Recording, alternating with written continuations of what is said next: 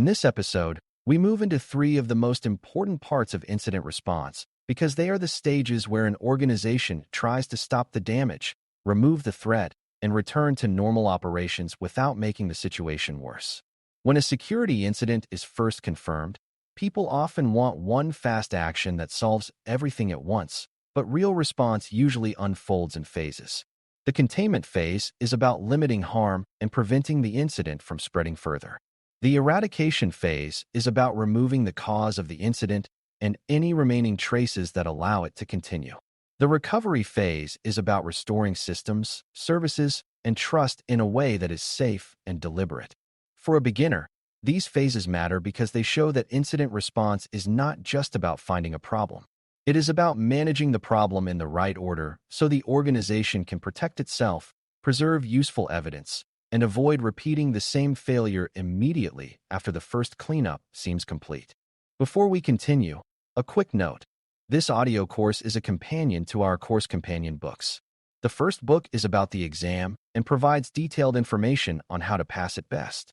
The second book is a Kindle-only ebook that contains 1,000 flashcards that can be used on your mobile device or Kindle. Check them both out at cyberauthor.me in the Bare Metal Study Guide series. Containment is usually the first major action phase after analysts determine that an incident is real enough to justify intervention. The goal of containment is not to fix every part of the problem in one move. The goal is to stop the situation from getting worse while the organization continues gathering enough understanding to respond intelligently. That may involve isolating affected devices, disabling compromised accounts, blocking suspicious connections, limiting access to a service, or separating a system from the rest of the environment so the incident cannot spread as easily. For beginners, the most important thing to understand is that containment is about reducing the blast radius. It is a control phase, not a full repair phase. If a compromised endpoint is talking to other internal systems, the immediate need may be to stop that communication before more systems are affected. If a stolen account is being abused, the need may be to remove that account's access before the attacker uses it to gain broader control or reach sensitive information. Containment is often divided into short-term thinking and longer-term thinking, even when teams do not say those exact words out loud. Short-term containment focuses on urgent actions that stop active harm right now. If ransomware is moving through a network, or an attacker is still actively using a valid account, the team may have to take fast action even before every detail is known. Longer-term containment focuses on stabilizing the environment while the organization continues its investigation and prepares for deeper cleanup. For example, a team may initially isolate one device quickly and then later decide to place tighter restrictions around a larger group of systems that appear related to the same threat. For beginners, this helps explain why containment is not always one clean moment. It can unfold in stages as the organization learns more.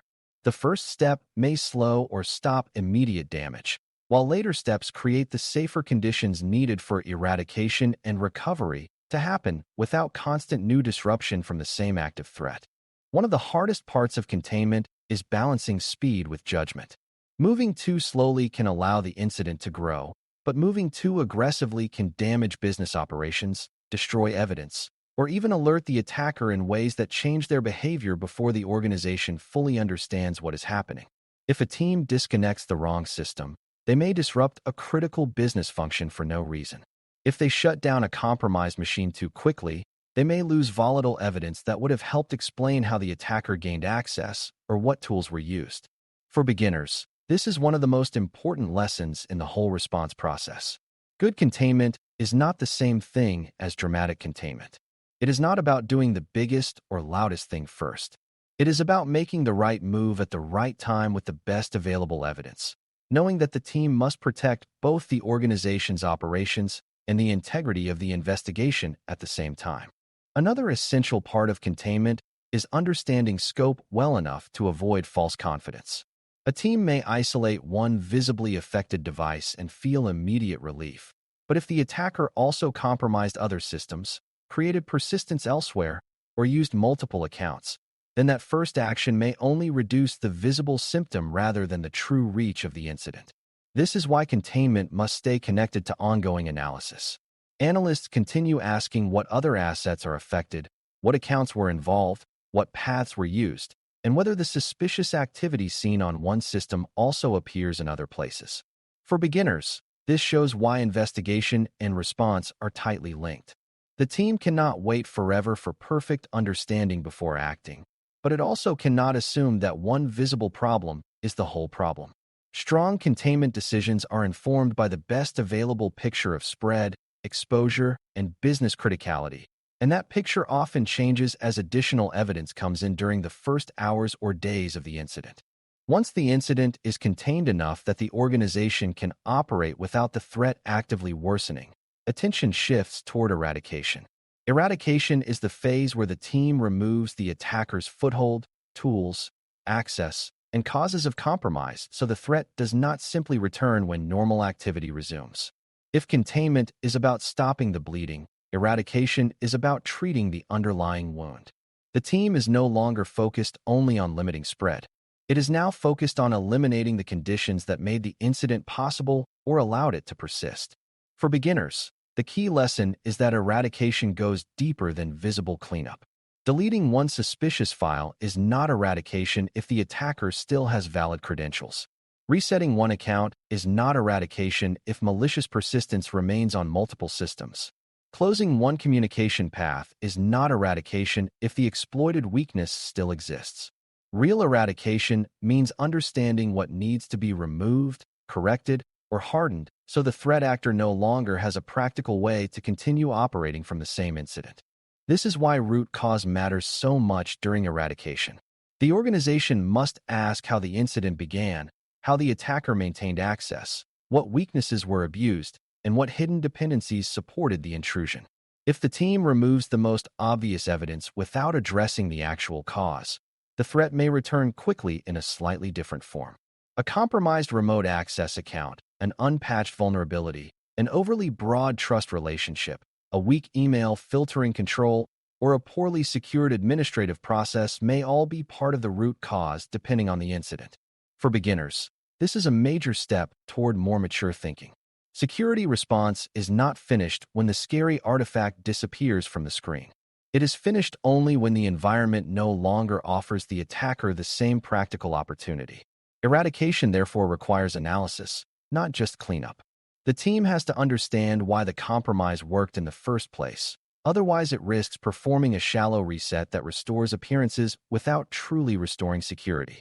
Eradication often includes a combination of actions that remove malicious artifacts, correct weak configurations, eliminate unauthorized access, and close the path used during the incident. Those actions may include removing malware, deleting malicious tasks or scripts, resetting credentials, revoking tokens, patching vulnerable software, disabling unsafe services, rebuilding affected systems, or tightening permissions that were too broad. The exact response depends on the incident, but the principle remains the same. The organization is trying to remove both the attacker's present ability to act and the conditions that made the attack successful. For beginners, a useful way to think about this phase is to ask whether the environment is genuinely clean or only temporarily quiet. A device might appear normal after a quick cleanup, but if hidden persistence remains, that calm is deceptive. Strong eradication is careful and skeptical. It assumes that attackers may have created backups of their access, alternate routes back in, or misleading signs meant to convince defenders that the threat is already gone when it really is not. Recovery begins when the organization is confident enough that the immediate threat has been contained and the underlying footholds have been removed or reduced to an acceptable level. The purpose of recovery is to restore operations in a controlled way while maintaining confidence that the systems being returned to service can be trusted again. That last part is essential. Recovery is not just about bringing systems back online because the business is tired of disruption. It is about restoring functionality without reopening the same risk or introducing new instability during the rush to resume normal work. For beginners, this means recovery is as much about trust as it is about availability. A restored application is not truly recovered if it is still unsafe, badly understood, or likely to fail again under the same threat. The organization must consider whether systems are validated, whether access is appropriate, whether data integrity is reliable, and whether monitoring is strong enough to notice quickly if something suspicious reappears after services resume. A thoughtful recovery process usually happens gradually rather than all at once. Critical services may need to come back in stages, with validation and monitoring between each step. Restored systems may be observed more closely than usual. Access may remain temporarily restricted, and teams may choose to bring up the most essential business functions first while lower priority systems wait until confidence increases. This phased approach reduces risk because it gives the organization a chance to see whether suspicious activity returns before the entire environment is placed back into full production use. For beginners, this is a practical lesson in why patience matters.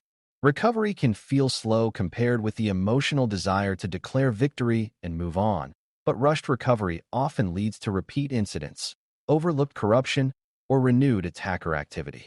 Strong recovery asks whether the system works, whether the data is trustworthy, whether the controls are improved, and whether defenders are prepared to recognize quickly if the earlier incident was not as fully eradicated as the team originally believed. Communication becomes critically important across all three phases because technical actions do not happen in isolation from the rest of the organization. During containment, people need to know which services are being restricted and why. During eradication, teams need to coordinate changes so that rebuilding, credential resets, access changes, and technical corrections happen in the right order. During recovery, leadership and business stakeholders need clear expectations about what is returning, what remains limited, and what additional risk still exists. For beginners, this is an important reminder that incident response is not a silent technical exercise carried out in a locked room by specialists who never speak to anyone else. The success of containment, eradication, and recovery often depends on timely, accurate, and disciplined communication. If business leaders do not understand the purpose of a disruptive containment action, they may resist it. If system owners do not understand why eradication requires rebuilding rather than quick reuse, they may push for shortcuts. Good response, therefore, includes clear explanation, not just correct technical action. Documentation also runs through every phase and helps preserve both operational clarity and organizational learning. During containment, the team should record what was isolated, blocked, disabled, or restricted, and why those steps were taken. During eradication, the team should document what was removed, what weaknesses were corrected, what credentials were reset, and what evidence supported the conclusion that the threat was no longer active. During recovery, the team should record what was restored, how it was validated, what temporary safeguards remained in place, and what observations supported the decision to resume normal operations. For beginners, this matters because memory becomes unreliable very quickly during stressful events. People forget the order of decisions, confuse timelines, and later assume that steps were more obvious than they really were at the time. Strong documentation protects against that confusion. It also makes the later post-incident review far more useful because the organization can examine what worked, what failed, what was delayed, and what should be changed before the next incident tests the same response process again. There are also several common mistakes that beginners should learn to recognize early. One mistake is treating containment as if it were eradication, which leads teams to believe the threat is gone just because visible activity stopped. Another mistake is treating eradication as if it were recovery, which leads teams to put systems back into service as soon as malicious artifacts are removed, without fully validating the underlying security posture.